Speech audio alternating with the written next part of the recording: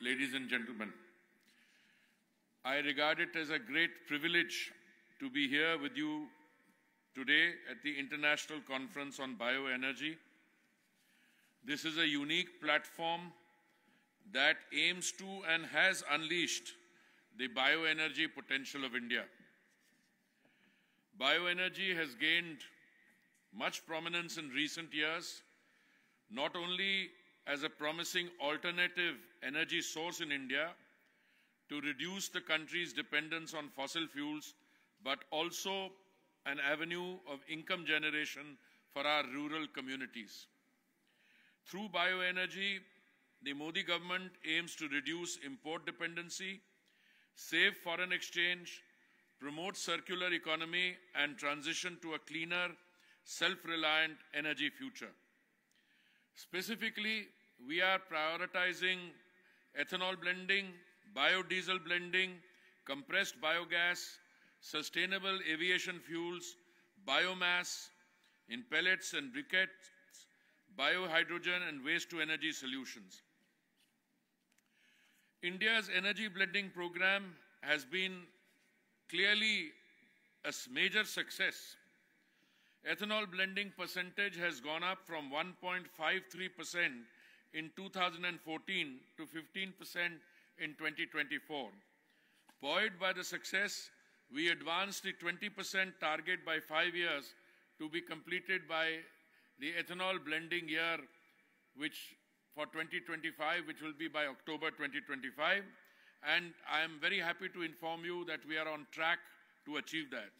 India's ethanol blending program has brought many benefits in the last 10 years. And if I have your indulgence, I will just share some of those with you.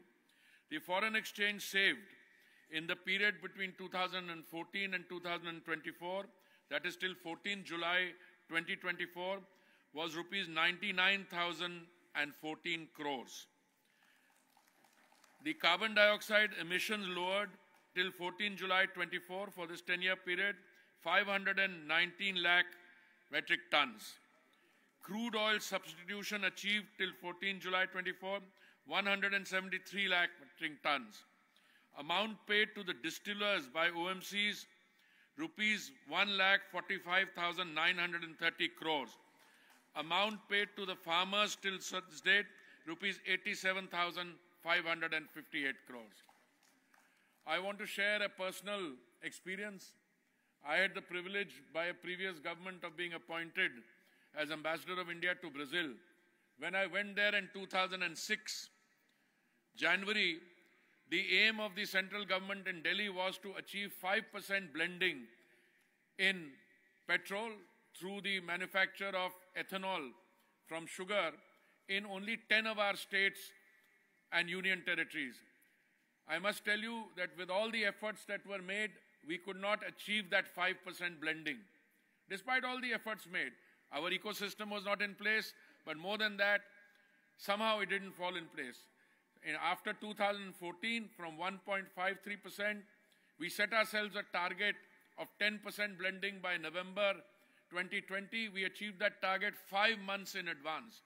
We had a target of 20% blending by 2030. Because of the success of this program, we have brought the target forward to 2025, October.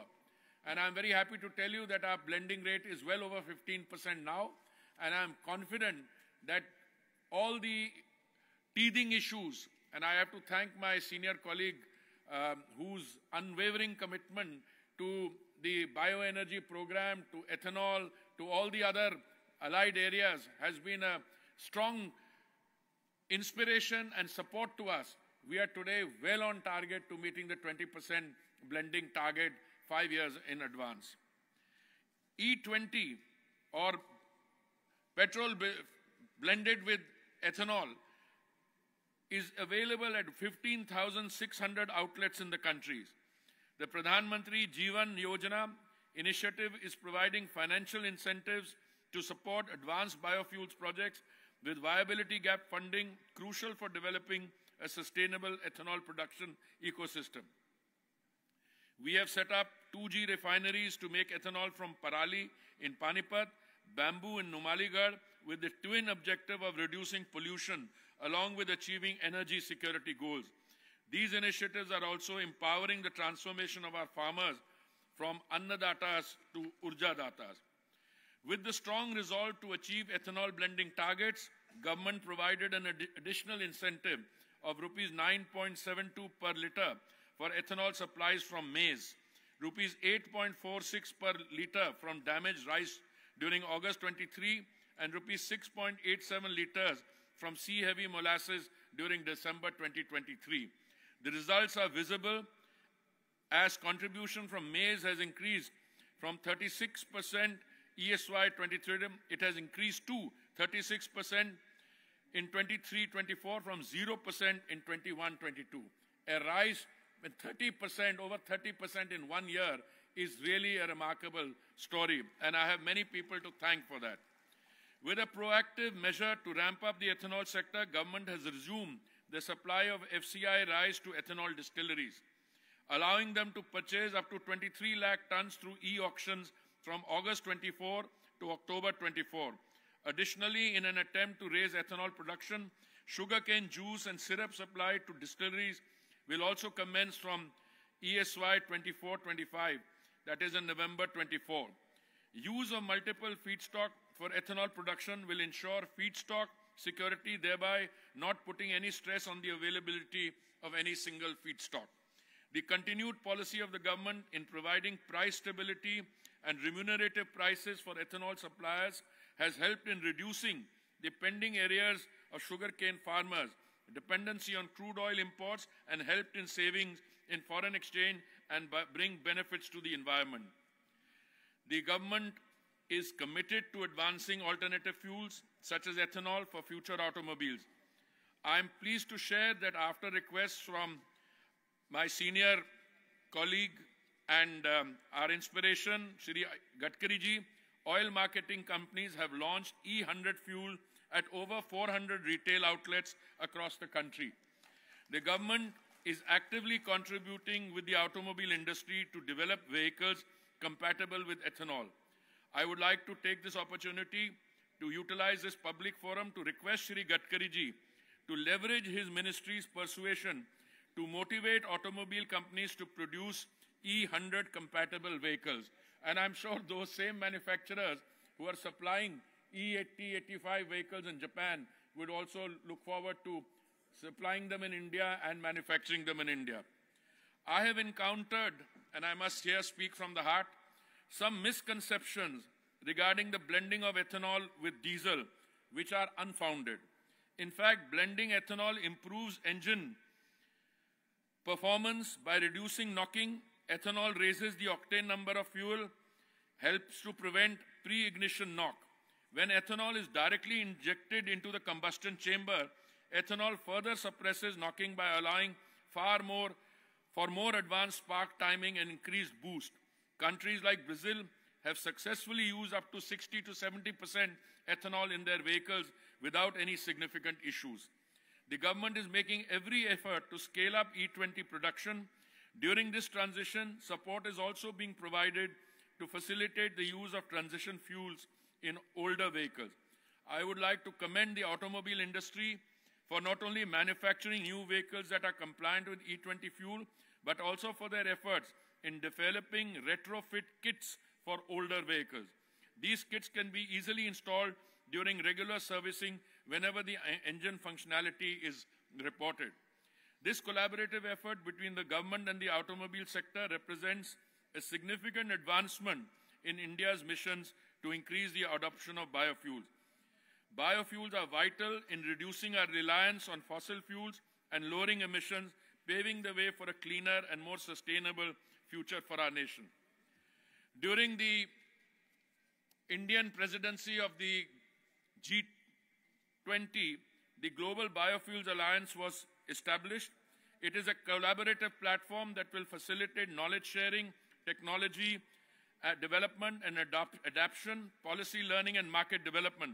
The alliance will capitalize on the $500 billion opportunity as we expedite the uptake of biofuels globally by facilitating technology transfer.